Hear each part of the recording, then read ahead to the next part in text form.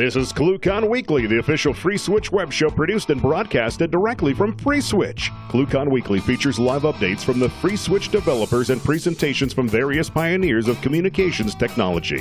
ClueCon Weekly is brought to you by FreeSWITCH Solutions, the official consulting firm of the FreeSWITCH open source project. Get help from the experts. Visit freeswitch.com. ClueCon, the premier technology conference for telecom, WebRTC, IoT, and all things maker.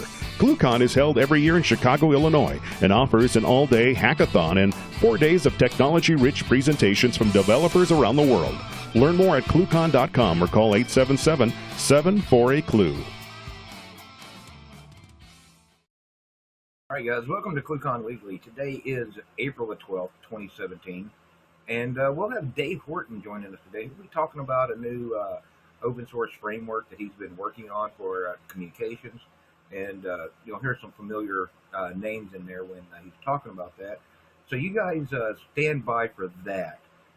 Before we get to that real quick, got a little video we want to play for you guys. This is kind of what it comes down to. It's not just, like the great speakers that come in and do their, presentations and teach the newer guys coming in and some of the veterans as well to catch up. It's also about all the people that you meet within the social events, in an environment where we get to have a little bit of fun. Really, it's the people. It's the people that you meet here, the conversations that you have with them. In the past several years, we've found customers, partners, vendors, and some very good friends. All right, guys, don't forget, ClueCon's coming up shortly. And now we're going to go over to Kathleen for the news.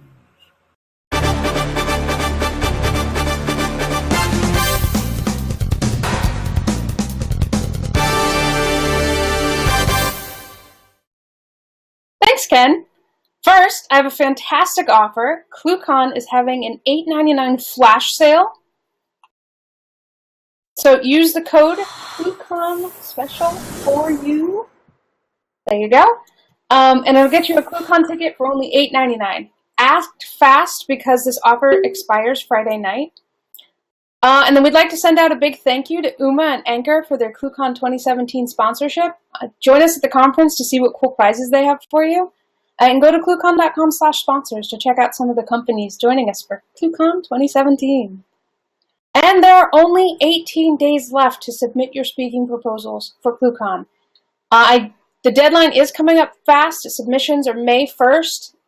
Get those in, save your spot, be considered for the schedule. And then speaking of social media, visit our YouTube channel to watch some of the presentations from ClueCon 2016. And then we also have a FreeSWITCH team presentation. They presented to the students of Northeastern University, and a little bit of history, a little bit of sort of what FreeSWITCH is about. Go check it out. It's a pretty cool video. And training. Training at ClueCon is now open. We will have a new and improved FreeSWITCH training. Or you can take the wonderful OpenSIPs training. These are available on Friday the 12th of August. Go to ClueCon.com to register. And then if you'd like to sponsor ClueCon 2017, please contact marketing@ClueCon.com. And join us here next week. We have the guys from PBS Studio Analyzer. And that's it for me, Ken. All right, thank you very much, Kathleen. So, guys, this week we've got Dave Horton joining us. Dave's been around. A lot of you guys may know him, but he's been around the industry for quite a while now. So let's get him on in here. Dave, how are you doing today, sir? I'm doing well. Thanks, Ken. So understand you've got some new stuff you want to talk to us about today? Yeah, sure. I mean, I do a lot. I'm a FreeSWITCH developer, like I guess everybody that's probably watching this. And I do a lot of sort of, regular FreeSWITCH, full-on classic FreeSWITCH development. But I've also developed a framework that I use in some of my projects where FreeSWITCH is positioned pretty much purely as the media server. And I wanted to talk about that today. Cool. Well, go ahead. So, the title of my brief talk is using FreeSWITCH as a media resource function, somewhat in the IMS terminology there. And this is an application framework that's a Node.js-based approach to doing things with a focus on separating the signaling, media, and application logic. So let me just start with kind of a word of caution. This is an opinionated framework. Like Ken and others who've been in VoIP for a long time, I think we all become very opinionated over time. I certainly have my opinions, and this kind of emanates from them. So I wrote it for a couple reasons. And let me just say a couple things. First of all, everything that I'm showing is open source. It's on GitHub, and I'll have some URLs here, so you can play with it. You can set it up. I love it when people open issues and so forth. Secondly, everything I'm going to show here could certainly be done in a different way. A lot of things can be done with FreeSWITCH only. A lot of things could be done with a combination of FreeSWITCH and Chameleon or another SIP proxy. So why did I write it? Well, because I am opinionated. So I don't like writing in config-driven, really heavy config-driven application environments. I like my application logic to be in code. I like to write code. I enjoy it. I wanted a simple and kind of unified framework. By unified, I meant I didn't like when I have to do some application logic in a config file, pop out to a script, maybe then to something else back and forth. I want like one way of doing things that pretty much does everything that I want to do. Some other personal tastes, I really like writing in functional languages, functions as first-class objects. I like async frameworks that deal with async stuff well. And I had done a bunch of work in Node.js for web applications, and I liked the middleware concept in particular and a lot of things that went along with that. I like a lot of control over the SIP messaging details. If I want to stick a parameter in some obscure header in some obscure place, I want to be able to do that. But I also generally want to have a level of abstraction where I'm working with SIP dialogues and at that level rather than SIP messages where possible. My background is pretty heavy in SIP, so I'm comfortable talking about SIP dialogues, creating them, destroying them, and so forth. And that's sort of how my mind works, and that's how I want to write applications. And, finally, one reason I wrote it is simply because it seemed like a fun thing to do, and I had a lot of time on my hands, and wanted to jump into the open source arena. So I say all that because those things may not all be on your checklist, and therefore this may not be something you want to try, but you're all, of course, welcome to. So with that caution, let me just sort of proceed. What I'm after is a very simple high-level kind of architecture, separating the media resource function from the signaling and the application logic. Okay, pretty classic kind of little simple diagram here. In terms of how it's realized in my framework, starting from the bottom, we have FreeSWITCH. So FreeSWITCH, I want to handle all of the media, and I want to have some sort of control interface to it, which is going to be over an event socket to do that. A lot of the SIP signaling I've offlifted to a SIP stack that I've created based around the Sophia SIP stack, the same SIP stack that's in FreeSWITCH. Although I'm using a different facility, I'm using the NTA library there rather than the NUA. So the signaling is sort of offlifted, and that's elsewhere. And then on top of that, I've dropped a couple of Node.js JavaScript frameworks with the singularly unpronounceable name Dractio, which is a Welsh word, and I was living in Wales at the time. And it's a Welsh word that means, although I learned a lot of Welsh, this is a word that I never heard when I was over there.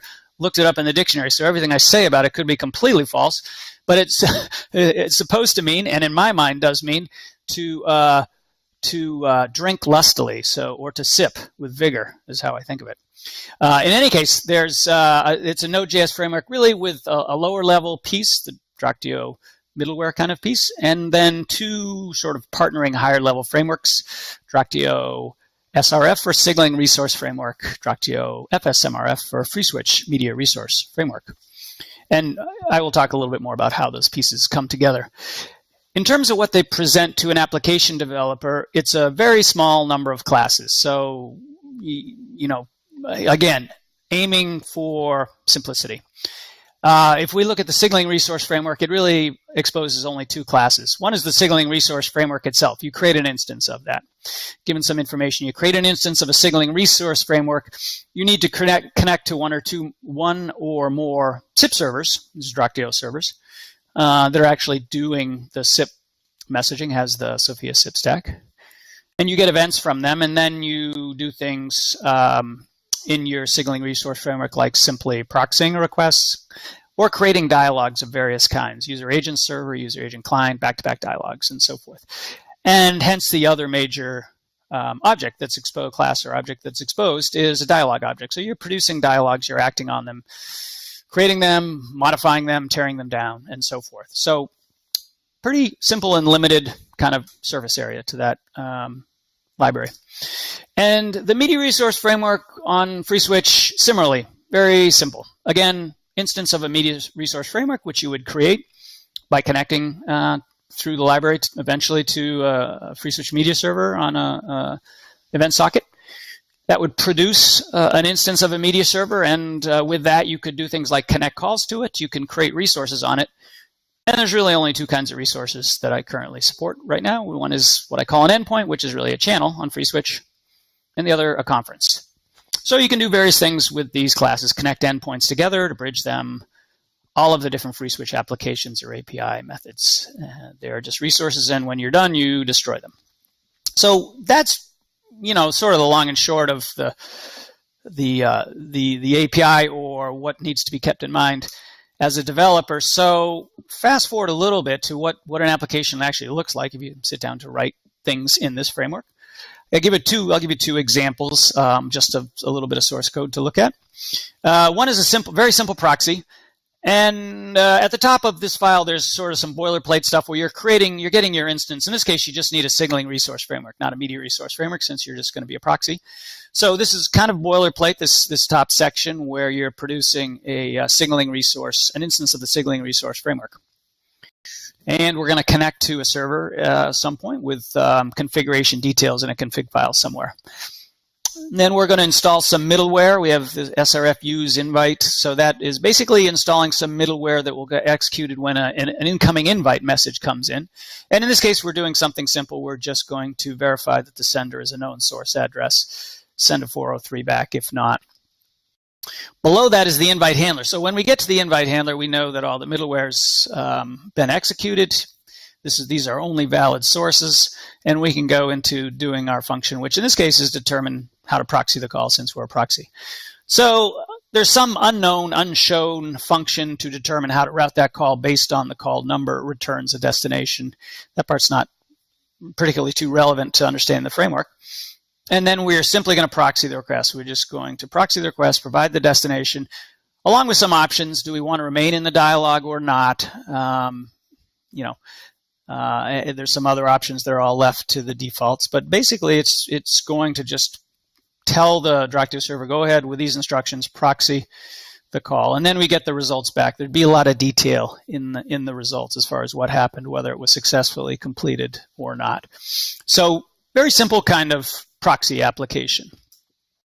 An IVR application is another application just to give, again, kind of a feel of the flow of an application. So here I'm using middleware again. This time I'm using middleware to set up my media. So I'm loading in or requiring two middleware functions. One's going to connect to a media server, which could fail if all my media servers are down. But if it succeeds, then I've got another middleware function that's going to allocate an endpoint on that media server for me. So once again, we're going to connect, but after that I install my middleware, and then I've got my invite handler. In this case, I then have, if I get to the invite handler, I know that I was able to allocate a media server and allocate an endpoint. The call would have been rejected out of the middleware, which we'll see in a sec if that were not the case. So I know I've got an endpoint established. I get the media server and the endpoint values out of some local variables. And then I'm using the create UAS dialog method on my instance of the signaling resource framework to create a user agent server, basically. And I'm providing the local endpoint the local session description will be that of the endpoint that I just allocated. So you can see ep.local.sbc because there are properties associated with the endpoint. There's some local properties, the SD, session description protocol, the request URI, and so forth. And it knows also about its remote properties, so the remote STP and so forth. But in any case, I'm just simply connecting this call to the FreeSWITCH media server from a media perspective. And if that succeeds, that produces for me an endpoint object. I'm sorry, I had the endpoint object. That connects the media streams, and now I can call methods on the endpoint object. These methods, of course, look familiar, and they're pretty simple wrappers over FreeSWITCH applications or APIs. So I do a play collect, and then I get results back for the digits. So that's kind of a simple, some of the structure of a simple IVR application, how you would write it in this framework. The middleware pieces that were invoked are sort of worth looking at quickly. Middleware is a function that, when executed, returns a function and with a specific kind of signature. So here I've got a first piece of middleware to connect to a media server. And you can see all I'm doing is calling the connect method on my instance of the media resource framework with the address of the coordinates for a FreeSWITCH server. And it returns me a media server instance, which I'm then storing in some application locals. If it failed for some reason, I'm going to reject the call out of there. I'll send a 503 back. Next piece of middleware can assume, therefore, that a media server object exists and can call create endpoint on that. I'm locking down the codecs, in this case just to PCMU. I'm telling it where to stream media. There's other options as well that are defaulted here. Having done that, that will produce my endpoint. If it fails for some reason, again, rejecting the call out of there. Otherwise, I'm storing the endpoint and going on to the next phase of the sort of execution chain. So when I get to that invite handler, I know that, if there was any problems, they've always already been dealt with. So it's the middleware gives a nice separation of concerns, I think, in some respects. I wanted to talk a little bit about the FreeSWITCH integration. So obviously what I have here is a pretty simple wrapper over event socket, and here are a little bit of the details on how that works. So the media resource, the MRF connect method creates an inbound socket connection, given the coordinates basically to a FreeSWITCH and event socket, creates an inbound socket connection. That's pretty straightforward. When I go to create an endpoint, and there's a few methods, MRF creates that inbound socket connection, and it produces an instance of a media server. And then given a media server, I can allocate resources on it through various means. One example is create endpoint. That actually sends an invite to a FreeSWITCH with a custom header that I will use really just for keeping track of things within the framework.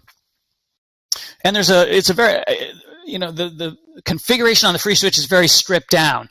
Could be other configuration if the FreeSWITCH is doing other things, but if it's just serving this application framework, it's a very minimal kind of install.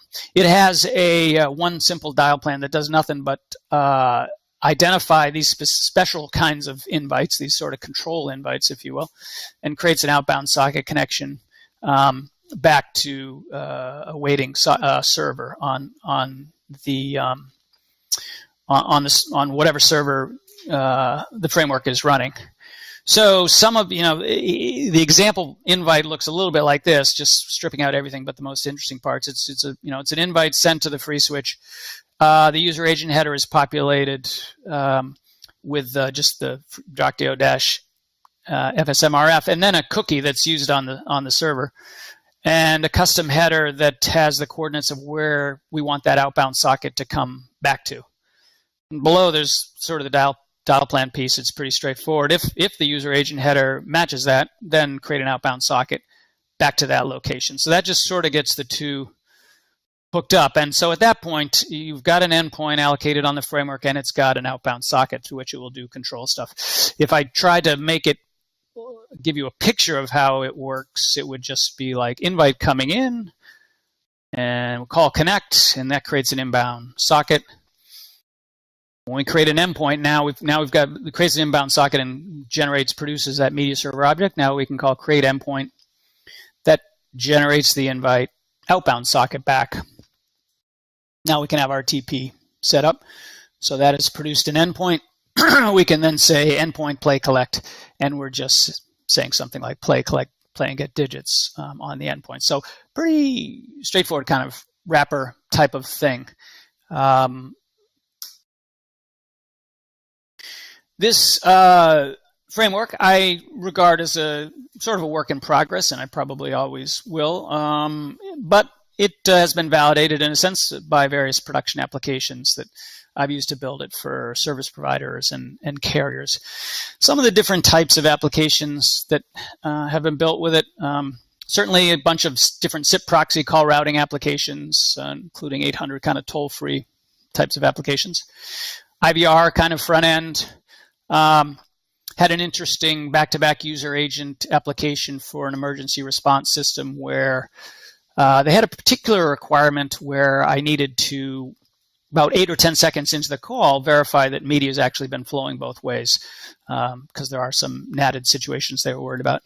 And of course, FreeSWITCH is great in that way in terms of getting the real-time kind of information about the call. And so actually, just to have a quick look at the code snippet for that, here's a function that I just call, 8 or 10 seconds in, and I can just say on this endpoint that I have, get channel variables, gets all my channel variables, and then I can simply just say, what's the RTP audio packet count and so forth. Conferencing applications that I've built, IPv6 to IPv4 proxy server. I had one case where I needed to do that. An SBC that wasn't upgraded to IPv6, and the customer wanted to provide mobile applications that needed to be IPv6. And then finally, WebRTC media proxy, which I wanted to look at in a little bit more detail as an example. Again, same sort of picture architecture basically going on here. On the left side, we have some WebRTC client, so it's going to be doing SIP TLS and DTLS and SRTP for the media. And then on the right side, we're presumably going off to some hosted VoIP service that doesn't yet support that, and we need to do plain SIP and plain RTP. So let me also just kind of look briefly at the code for that and point out a few things. And this code is, again, on GitHub, and I'll point out where in a second, I think. So it's this WS proxy application. The main app file just sets everything up. It's pretty straightforward. I'm handling registrations, invites, subscribes, and so forth. So I've kind of got those separated out into different processing agents. And I just configure them and then start them up so everything starts going. The call processor is probably the most interesting one. And what I'm basically doing is determining if it's a call from a WebRTC client out through a hosted VoIP system, or the reverse, a call into a WebRTC client that's registered for a VoIP system. I wrote this application, I actually tried it two ways. I wrote it as an outbound proxy first and found that while it worked, there were some session border controllers that didn't handle the OB parameter particularly well. So then I rewrote it as a back-to-back user agent just to dumb it down, essentially, and work with pretty much all the SBCs. So as a back-to-back user agent, it has a need to know, keep some information about users, WebRTC clients that have registered, so it can route things back. So when it gets an invite, it's checking here to see, is this a user that's registered through the proxy? If so, we'll do an inbound call processing call flow. Otherwise, we'll do an outbound call processing call flow. I'm also doing some IP tables banning for things that appear to be neither. Or that appear to be spammers. But in the let's just take probably the inbound call processing call flow. Again, I like writing async kind of stuff, and I appreciate the async library that's widely used in Node.js. It's pretty great. So here I'm just setting up a waterfall of things that I want to do, which are, given an inbound call, connect to the media server, send an invite to the WebRTC client. So I'm going to do a 3PCC kind of invite with no SDP to start with. Then I'm going to create my endpoints. I'm going to create a WebRTC facing endpoint. I'm going to create the other endpoint facing back towards the hosted VoIP system. I'm going to bridge them together, bridge those two endpoints. And then finally, I can create a user agent server dialog, and I'll end up with two dialogues because I'm going to be a back-to-back user agent that I can then control. So all those functions are pretty straightforward. Again, creating an endpoint is just a method on the media server. Bridging the endpoints is just taking one endpoint and calling a bridge method on it and providing a second endpoint. And that's kind of how that works. I don't know that I can demo a WebRTC app while we're in a WebRTC app, but there is a demo client that you can use or you can play with or test, webrtc.droctio.org. Which is over here. This definitely is kind of a work in process, but it was meant to be an operator console, so you have a couple lines that you can use to make calls, and as well you can monitor other extensions. You log in with some OAuth authentication. One of my notes here is that Google is the only one that actually works at the moment, and video also is not working. It's just audio is all I've been doing so far. When you log in, you would provide settings, so you would need to have a SIP account, a password, and a domain if you wanted to play with that. Alternatively, if you just want to try pointing something at an instance of this proxy, a WebRTC client of your own, you can use this as the WebSocket server that will do the WebSocket to SIP conversion where this is running. And the source code for both of the above is, again, on GitHub. So you can find WS Proxy, the code for that we just looked a lot about. If the client is probably less interesting or less relevant, but that's on GitHub as well. That's basically it. So I don't know if anyone has questions, but I'm pretty much done with the screen sharing. So I'm switching back. Maybe you can take that back off screen, I guess, because. Yeah, I think we can get rid of that, Dave. So, if I understand this correct, this is all largely based in Node.js, JavaScript. So, you can bang out JavaScript code. You can. Yeah. Yeah, it's all Node.js. I mean, the Sophia server, of course, is C, and the wrapper that I put around that's C++. So, but the application logic is all Node.js and JavaScript. Yes. So now, and as far as FreeSWITCH, did you do anything custom to FreeSWITCH, or are you just using the off-the-shelf FreeSWITCH install? Off the shelf. Debian 8 install, nothing custom. Minor modifications to a SIP. I mean, just a SIP profile, a couple SIP profiles, one little dial plan piece for my purpose, and that's it. So yeah, it's very much off the shelf FreeSWITCH. Right. Yeah. It's like just config settings for your event socket, obviously, and your dial plan and that kind of stuff. So yeah, exactly. Fairly straightforward to set up, I'm going to assume here. Mm-hmm. Yeah. What platform do you primarily recommend for people wanting to check out Droctio? Like CentOS or Debian or? I'd say Debian. I had earlier tested it on a few others. It should work, but I don't have a lot of time to be testing it. So I would say Debian, but if people wanted to try it on something else and it's not working and they want to open an issue, that'd be fine too. Does anybody have any questions for Dave? Now's the time to go ahead and unmute and get in there.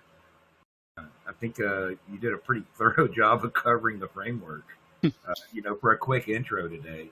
And so where can, if somebody wants to dig into the documentation on this, is that just on GitHub or? It is on GitHub, and there's a link there to some pages that I put. So I think if you Google, since no one else could conceivably use this name, it will actually get you there. If you can Google for Droctio-SRF or MRF. Yeah, GitHub has a README and a link to some GitHub pages on it in both cases. Now, just a question here. How long have you been working on this?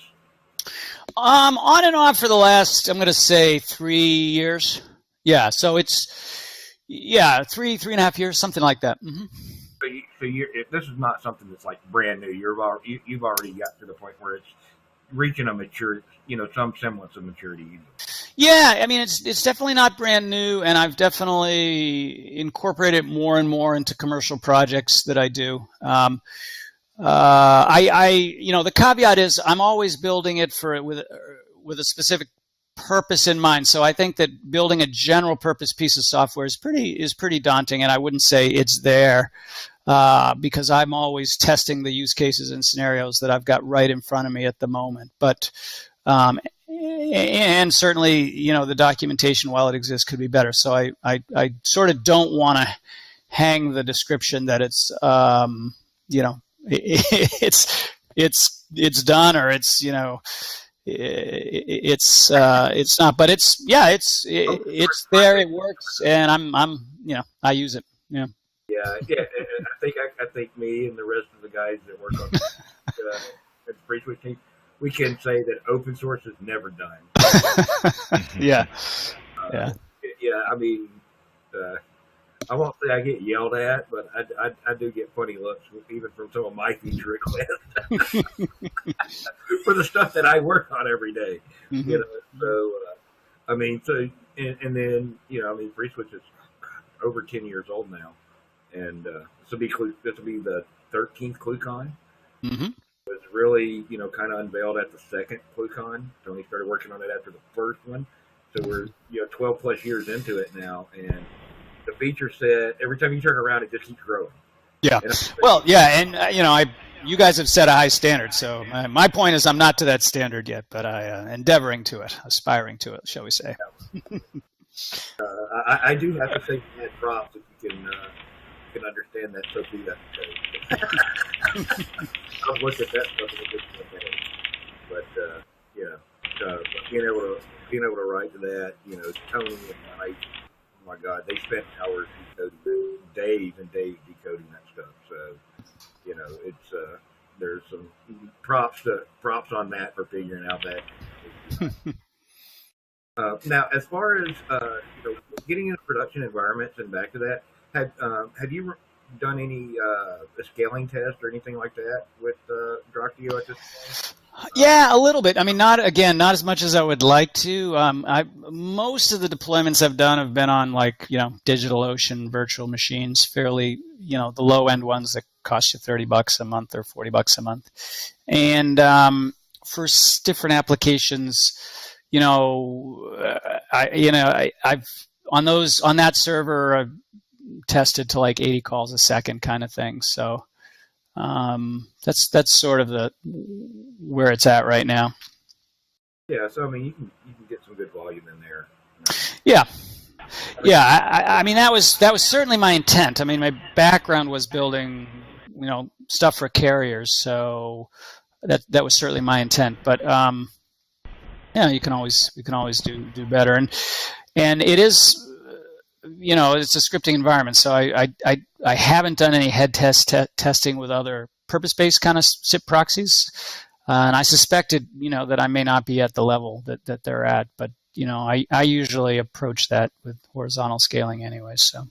Yeah, well, I mean, I don't think that with Sophia you're going to get to the performance level that that we would see out of, say, like Comma Elio or OpenShips. Those guys do that job extremely well. I wouldn't even try to do the transaction speed that those guys could handle on there.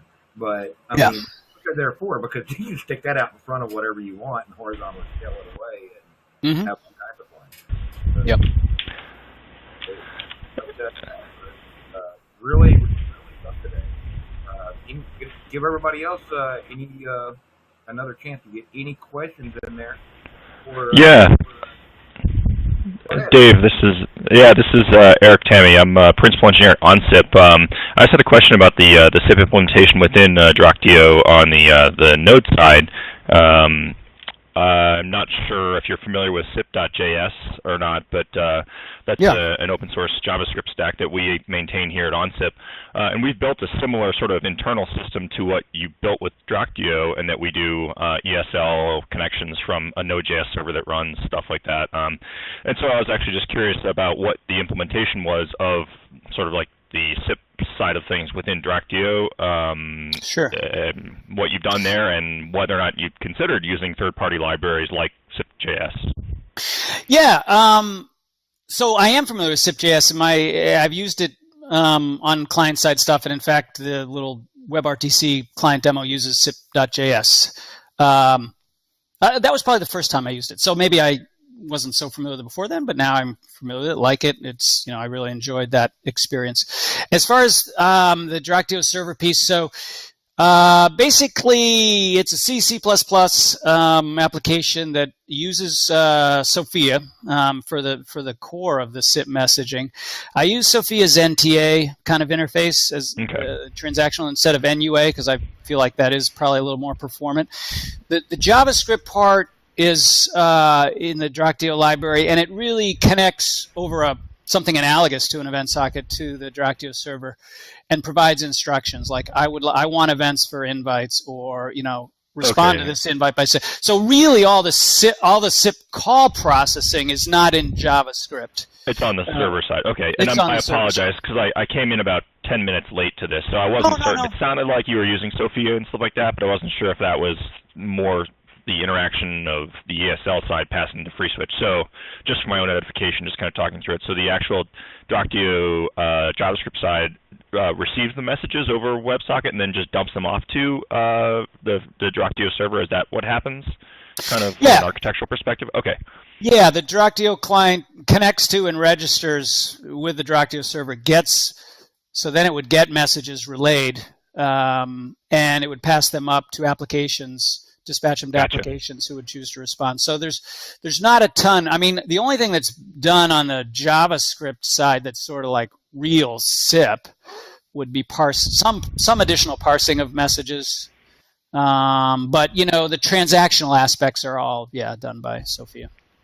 Okay, yeah, I'm just curious because I'm sort of always on the lookout for kind of application server type things that can implement the SIP signaling and application logic within sort of a node or a type LAN, JavaScript LAN, and then use something like ESL or whatnot to hand off the actual processing of media and whatnot to a box like FreeSWITCH or SEMS if you're whatever SIP Express Media Server.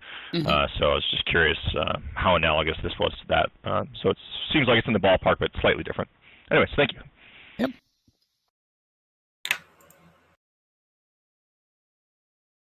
Well, thanks for the question, Eric. All right, guys. Anybody else have any other questions for Dave?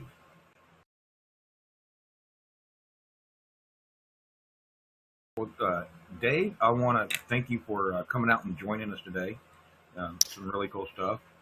Well, thanks for having me. Really enjoyed it. So for you guys that are wanting to check this out, when you're watching this YouTube video, look below in the comment section there, in the description section. We'll have links to Dave's GitHub location, plus some other information that he's pointed out here, so you guys can just click on that real easily. Don't forget click that subscribe button down there. And Kathleen, what was that thing that you talked about a few minutes ago? Some kind of flash sale? Yes, ClueCon, we are having a flash ticket sale. If you use the discount code ClueCon special for you. There you go. You can get your tickets for $8.99. Act fast. This is only for 3 days. It ends on Friday, Friday midnight. So go register. Get signed up. All right, cool.